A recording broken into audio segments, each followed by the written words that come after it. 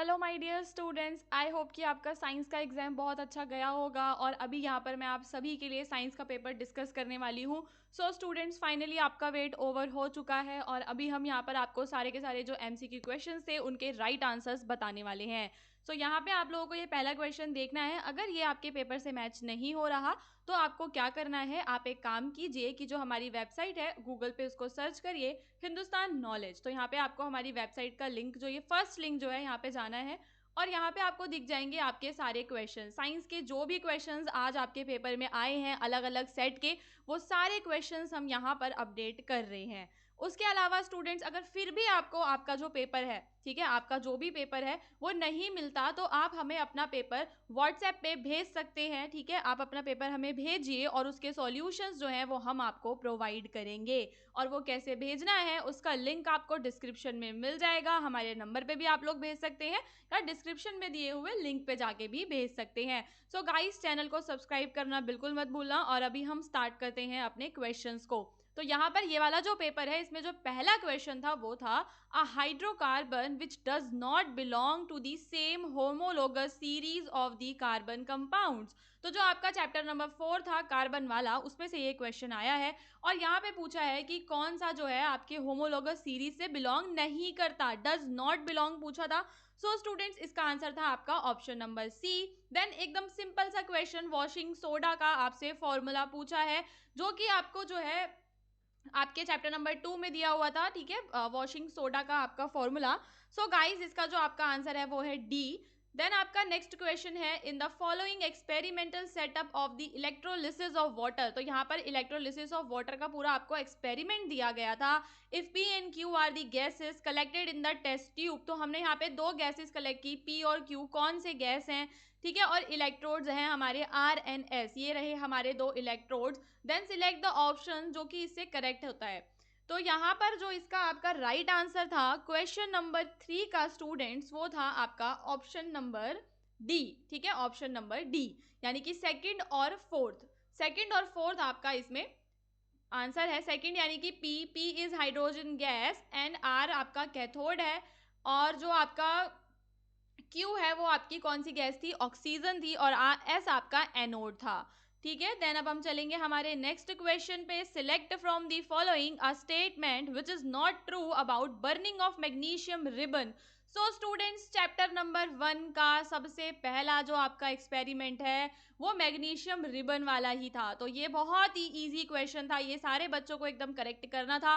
So guys, यहाँ पे आप देखिए पूछा है विच इज नॉट ट्रू, तो यहाँ पे नॉट ट्रू क्या हो जाएगा आपका? एंडोथर्मिक हो जाएगा, बिकॉज मैग्नीशियम रिबन वाला जो आपका रिएक्शन था वो आपका एक्सोथर्मिक रिएक्शन है। The water of crystallization is present in, जो वाटर का क्रिस्टलाइजेशन है वो किस में प्रेजेंट होता है? Question number 5 and the answer is option number B, यानी कि प्लास्टर ऑफ पेरिस में एंड आपके वॉशिंग सोडा में। इसके बाद आपका नेक्स्ट क्वेश्चन है question number 6, the nature of aqueous solution of potassium nitrate. The nature of aqueous solution of potassium nitrate का यहाँ पे आपसे नेचर पूछा है क्वेश्चन नंबर 6 में। द आंसर इज सी, उसका जो आपका नेचर है वो क्या है स्टूडेंट्स? न्यूट्रल होता है। अब चलेंगे हम लोग क्वेश्चन नंबर 7 पे। The colour of the solution observed after about 1 hour of placing iron nails in copper sulfate solution। जब हम आयरन नेल्स को कॉपर सल्फेट सॉल्यूशन में 1 आवर तक रखेंगे तो उसका कैसा कलर होगा? सो गाइज, इसका आंसर था आपका पेल ग्रीन। ओके, देन हमारा नेक्स्ट क्वेश्चन आपका मेंडल से, आपके हेरिडिटरी वाले चैप्टर से आया था। तो जो मेंडल है उसने F2 जनरेशन कैसे किया था, कैसे ऑब्टेन किया था? सो गाइज, यहाँ पे आपका आना था option number A, by self pollinating F1 generation plants. Then आपका नेक्स्ट क्वेश्चन है क्वेश्चन नंबर 9। अब ये जो है आपका बायो का क्वेश्चन है, तो आई होप कि आपने बायो के सारे एमसीक्यूज एकदम करेक्ट लगाए होंगे। सो गाइज, यहाँ पे बेसिक फिल्ट्रेशन यूनिट आपकी पूछी थी। जो हमारा एक्सक्रीटरी सिस्टम आपको पूरा दिया गया है चैप्टर में, उसमें से आपको बताना है what is the basic filtration unit of the excretory system in human being, and the answer is nephron. And next question है, when a seed germinates the root grows downward. तो हमें पता है कि जब भी कोई सीड जर्मिनेट करता है तो रूट डाउनवर्ड जाती है, जिसको हम लोग जियोट्रोपिज्म कहते हैं। And a small shoot grows upward, और अपवर्ड क्या जाती है? एक स्मॉल शूट जाती है। ये जो शूट है इसे हम क्या कहते हैं? This is known as stem of the plant. And now the question number 11, the pair of endocrine glands located in the human brain. Human brain में कौन से endocrine glands present है guys? So the answer is D, hypothalamus and pineal gland. Question number 12 में आपको रे diagram बताना था कि कौन सा रे डायग्राम करेक्ट है फॉर कॉनकेव मिरर। तो इसका जो आपका आंसर था ये सी वाला था, ये इसको एफ पे जो है यहाँ पे आपको देखना था, ये वाला आपका करेक्ट है कि ये एफ पे इसको इंटरसेक्ट करता है। नेक्स्ट क्वेश्चन आपका बायो का है, डाइजेस्टिव जूसेस के बारे में पूछा गया है। गैस्ट्रिक ग्लैंड्स से जो डाइजेस्टिव जूसेस आपके निकलते हैं वो कौन कौन से हैं? सो हमें पता है कि हाइड्रोक्लोरिक एसिड आपका होता है, तो आपका हाइड्रोक्लोरिक एसिड केवल ऑप्शन नंबर बी में दिया हुआ था। सो यहाँ पे आपका ये करेक्ट हो जाएगा option number B, hydrochloric acid, pepsin and mucus. Question number 14 में पूछा है most of the refraction of the light, most of the refraction for the light rays entering the eye occurs at. हमारे eye में जो light का refraction होता है, refraction यानी कि बेंडिंग ऑफ लाइट, वो आपकी आई में कहाँ पर होता है? मोस्ट ऑफ द, आपका इसका आंसर था option number D, outer surface of the cornea.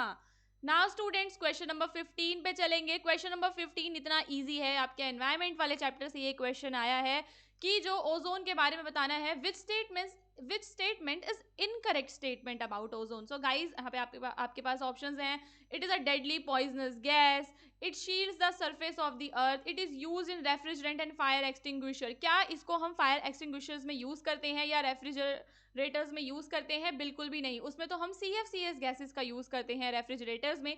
सो इसका इनकरेक्ट स्टेटमेंट आपका ऑप्शन नंबर सी है।